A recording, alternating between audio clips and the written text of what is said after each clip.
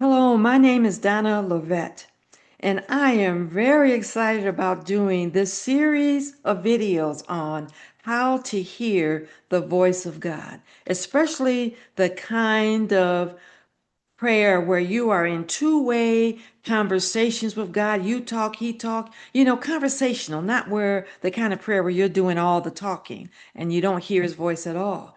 And how do you know that you're hearing his voice? So I'm going to cover that in a few videos. And what I'm doing is I'm actually answering some of the questions that some of you have asked. And if you stay to the end, I'm really going to be able to share with you a resource that you're going to find helpful. So here's the question I'm answering today. What happens when you learn to hear God's voice? What happens when you learn to hear God's voice? What I'm going to do is to share with you what happened to me when I first heard his voice. When I was in my 20s, um, that was a very difficult period of time for me, guys. Society was in I don't even know how to explain it. We were in just a challenging period of time, and the things that was happening in our country was affecting me very deeply. That was one thing. My relationship with my parents was distant because of the hell that I used to cause at home. And so my parents and my siblings, who were angry about all of the chaos I was causing, they didn't want anything to do with me. At that time, was in a very unhealthy relationship with a guy that I had been with for 7 years. I left Christianity because I became an atheist because I didn't know. I didn't know if God was real. He doesn't seem to be answering my prayers. I don't know if he's even hearing me. He doesn't seem to be helping me. And so I don't know if he's real. I walked away from Christianity, didn't want anything to do with him at that point. And um, at Michigan State at this time, senior, afraid to graduate because of feeling that I wasn't prepared for anything. At that time, that was my bachelor's degree was sociology. What kind of job am I going to get with a sociology degree? And once I leave the university, where am I going? How will I take care of myself? Fearful, unhappy, seriously depressed. So a particular day, I spent hours looking at my desk because there was a razor blade there. And I'm trying to make a decision. Is this going to be my last day here on earth? Don't know if I want to continue this fight. I don't see it worth it. No hope. And so while I'm staring at this razor blade, I hear a knock on the door. And someone, Ern Nitty is his name, DJ from Michigan State University. Guys, I have been for years trying to find this disc jockey by the name of Ern Nitty. I don't even know his name. If any of you ever have, I know of him, I pray that somehow he sees this because I would love to be able to tell him that he saved my life. So Ern Nitty knocked on my door and persuaded me to go to a seminar in downtown Detroit. He was taking a carload of us there. And when I walked into this seminar, the teacher was talking about God. And I was angry, didn't want to be there. Can't believe you dragged me into this. But I'm stuck because my ride is here. I'm 2 hours away from Lansing, East Lansing, and can't go home, so I'm stuck. But I am giving this professor all kind of challenges. That's not how I understand. Nope, that's not what the word said. I'm just challenging him continuously because I want to be there. And yet I heard someone on my left say, I just heard the voice of God and he told me da da da da da da. Oh, You talk to God. And then someone over here, yes, and you know what God told me? And then she's sharing, this is what I saw, and this is what I experienced, and this is what he told. What? So before I know it, I'm in this room of people who are sharing these experiences of their conversations with God. Now I'm intrigued by that because I never heard of that growing up. But still, I don't want to be here. I don't know if I want anything. So I'm still interrupting this professor, and I did it one too many times. And he put me out. And the last thing he said to me as he slammed the door in my face was, "You are going to leave here the same way you came." And that scared me because nobody else knew at that point that I was suicidal. So this hotel where this conference was held was going to close and very soon. And I knew that the rooms were empty, that people weren't renting the hotel because it was closing. So I got on the elevator, went to the top floor, got off, walked down the hallway, and went to the very end, so that if somebody happened to be in a room, they wouldn't step over me.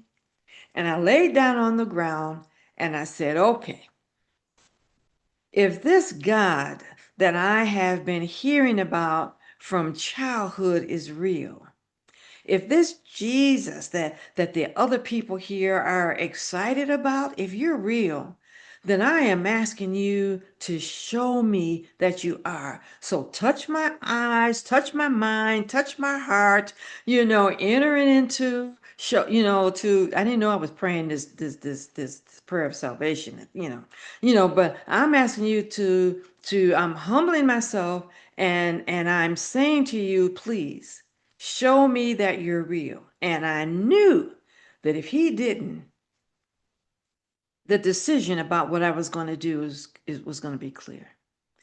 But then I had this experience that I had never had before, and I said, I can't, guys, I can't even explain it. It was overwhelming. My whole body shook, and but I couldn't move, and then I couldn't move, and then I heard this voice say, "Daughter, daughter, relax. It is me. I've been waiting for years for you to ask me into your life." And then he said, "I love you." And the tears just fell down my face. I hadn't had anybody tell me that they love me and mean it. I mean, this guy, he didn't mean it. I didn't have anybody to tell me that they love me, and I was not living a quote unquote Christian life. You love me in spite of my bad attitude, the things that I have done that have hurt people. I was doing everything big enough to do. There was just nothing dishonoring my parents. There was nothing about my life that looked Christian like. How could you love me in this state? And yet he said he did.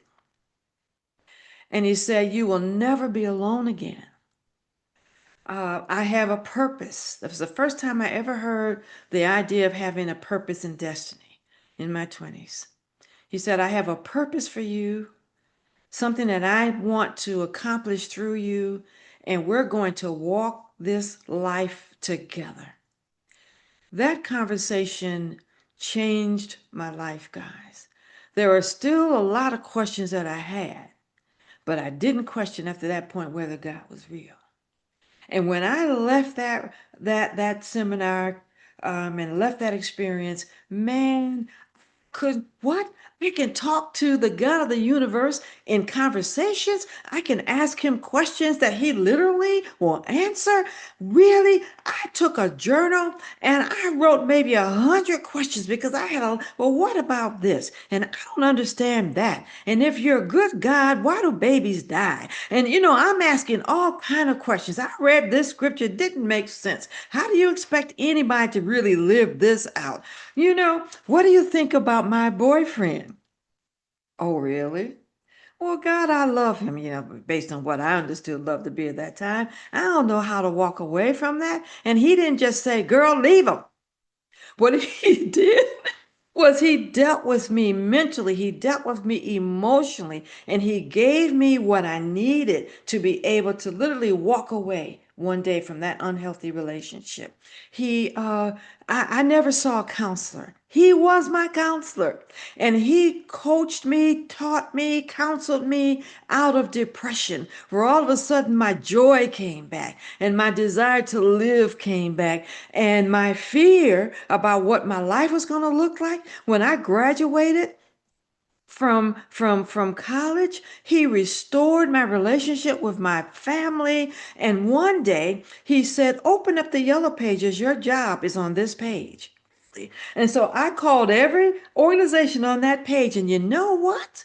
One of them was my job, and they hired me. I had a job within a week. I was a lead teacher in a daycare center.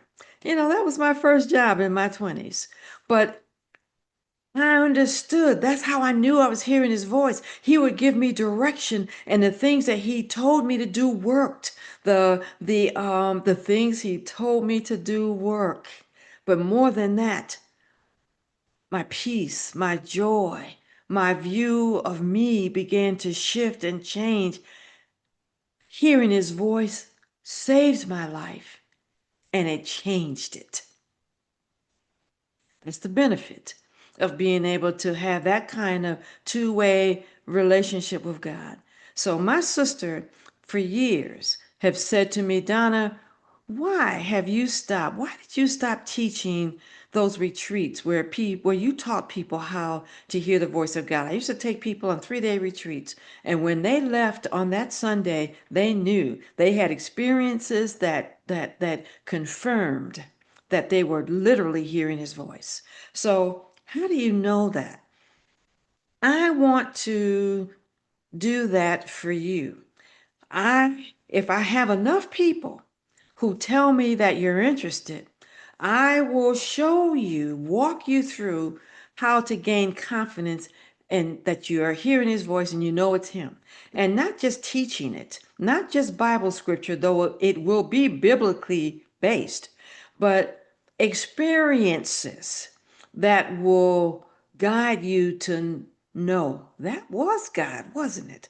So some people will call it activations. Other people have called it practicing the presence of God. Whatever you call it, it'll be an experiential kind of thing that will help you to have confidence that you're hearing God's voice. So if I get enough people to say they're interested, then I will do it. It won't take me long to be able to pull it together, and I'll do it online. So it'll be an online experience that I give you. So click the link if you're interested. I would love to be able to show you how to have that intimate, close, one-on-one relationship with God that will be so different than what many of us believe to be possible.